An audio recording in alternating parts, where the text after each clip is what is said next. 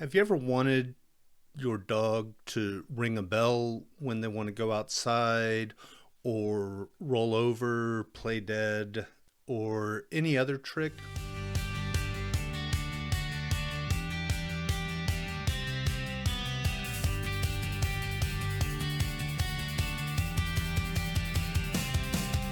Welcome to this episode of Dog Leads. I'm Steve Bishop, certified dog trainer. This episode, I wanted to talk a little bit about targeting. I mentioned this in episode 13 when I talked about mental stimulation, but for this first of the month training episode, I wanted to kind of delve more deeply into that. If you've been following these training tips, the next thing I usually talk about is loose leash walking, but I covered that in episode 5. So I'll leave a link in the description to both the mental stimulation episode and the loose leash walking episode if you want to go back and review those. So if you're in the mid-Missouri area, would like help applying this or anything that I've talked about in previous episodes, you can contact me for private training session. Just email me at bishopsgatetraining@gmail.com and we will set that up. And if you'd like to see how these skills can be applied in the real world, I invite you to a presentation I'm giving on June 24th titled Beyond the Fence, Navigating the Dog Park.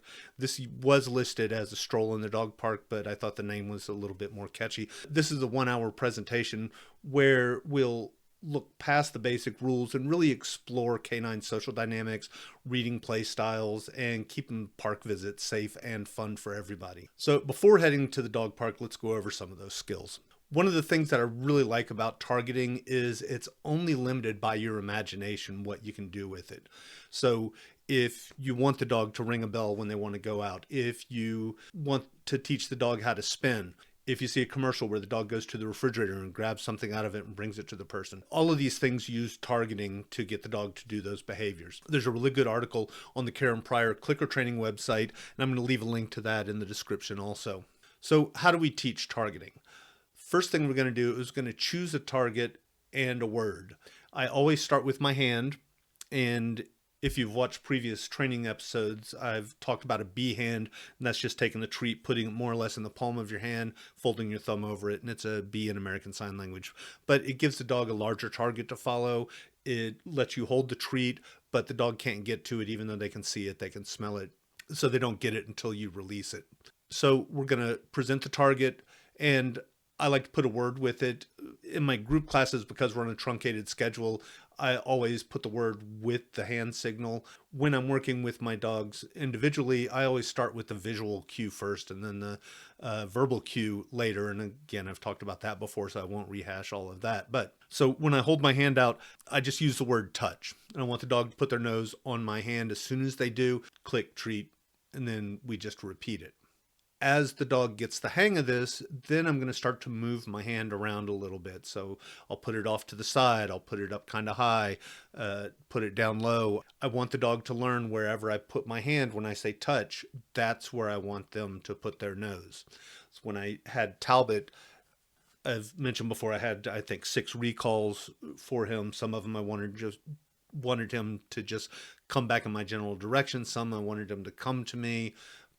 When I wanted him in a specific place, I would say here, and I had taught him here means come and put your nose on my hand. I want you in this exact location for whatever reason it happened to be. So again, think about what you want that final behavior to be and what word you want to use with that. Now, depending on what you want to do, you can also use an object. I will use, I have those little, 4-inch plastic discs that you can get at the dollar store. You can get from, realtors, Parks and Rec. People give them out as promotions. The thing you want to be careful of is those are usually pretty cheap plastic, so you don't want to allow the dog to have free access to them. Only have them out when you're working with him. And then think about what you want the end result to be. So again, I covered this in episode 22, where I talk about discrimination and generalization. So I won't go into it too deeply, but just as kind of a refresher, generalization is just having the dog do the behavior in different locations with different distraction levels.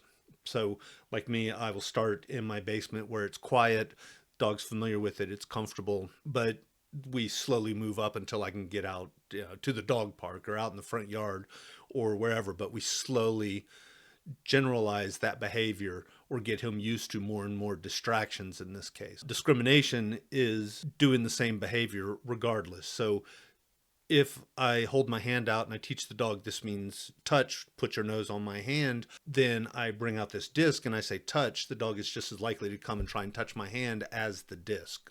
So we want to make sure we're making that distinction, and then think about what you want the end result to be. So for example, they will use targeting to teach dogs to turn a light switch on and off. They take a post-it note, and I would think, okay, the end result is I want the dog to hit the switch. So instead of calling it note or paper or whatever, I'm going to call it switch because that's the end target.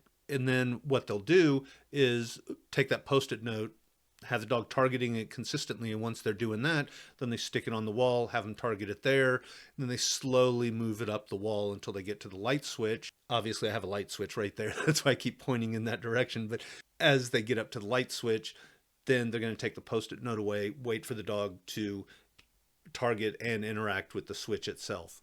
But as I've said before, I want to reiterate, it's really easy to talk through these things very quickly, but they do take time. So I might work 3 or 4 sessions on the dog targeting the post-it note in my hand and moving to the wall. That's kind of adding a really unusual variable.